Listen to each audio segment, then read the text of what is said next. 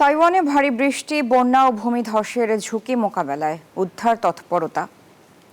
তাইওয়ানে ভারী বৃষ্টির কারণে দেখা দিয়েছে মারাত্মক বন্যা ও ভূমিধস। এতে নিহত হয়েছে 4 জন।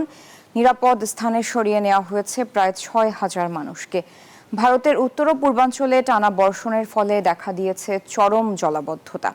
কিছু অংশে ঘরবাড়ি ডুবে গেছে, ব্যাহত হচ্ছে স্থানীয়দের স্বাভাবিক জীবন। এদিকে অস্ট্রেলিয়ার একটি গলফ কোর্সে প্রায় 50 সেন্টিমিটার ভারী তুষারপাত হয়েছে বলে জানিয়েছে নিউ সাউথ ওয়েলস রাজ্য জরুরি পরিষেবা। তাইওয়ানে ভারী বৃষ্টিপাতের কারণে দেখা দিয়েছে মারাত্মক বন্যা ও ভূমিধস। দক্ষিণ তাইওয়ানে ঘটেছে হতাহতের ঘটনাও। নিরাপদ স্থানে সরিয়ে নেওয়া হয়েছে প্রায় 6,000 মানুষকে। গত সপ্তাহে 1 বছরের চেয়েও বেশি পরিমাণ বৃষ্টিপাত হয়েছে দক্ষিণ তাইওয়ানের কিছু অঞ্চলে। এদিকে চীন জুড়ে ভারী বৃষ্টিপাতের কারণে বন্যা ও ভূমিধসের ঝুঁকি কমাতে লোকজনকে উদ্ধার ও সরিয়ে নিচ্ছে কর্তৃপক্ষ। কমলা সতর্কতা জারি করে জাতীয় আবহাওয়া পর্যবেক্ষণাগার। ইতিমধ্যে হেবেই প্রদেশে বান্ডেল থাকলে প্রতি সেনমানিতে টাকা বাঁচবে। বিকাশ সেনমানি বান্ডেল কিনে জিতুন প্রতি লেনদেনে।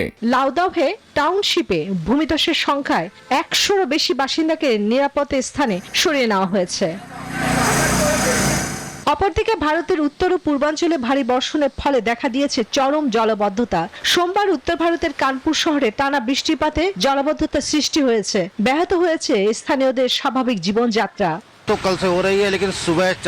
প্রতিদিন বৃষ্টি আরো তীব্র হয়ে উঠেছে, যাতায়াত একটি সমস্যা এবং আমাদের যানজটের মুখোমুখিও হতে হচ্ছে। হিন্দুদের পবিত্র নগরী বানারসিতেও পরিস্থিতি ভয়াবহ। নদীর পানি বাঁধ উপচে আবাসিক এলাকায় প্রবেশ করেছে। অন্যদিকে অযোধ্যায় দুর্বল ড্রেনেজ ব্যবস্থার কারণে রাস্তায় পানি জমে চলাচলের বিপর্যয় নেমে এসেছে।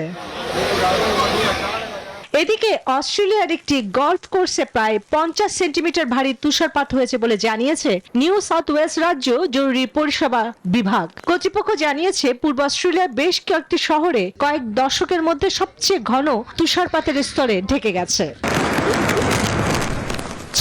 চন্দ্রা, নিউজ 24।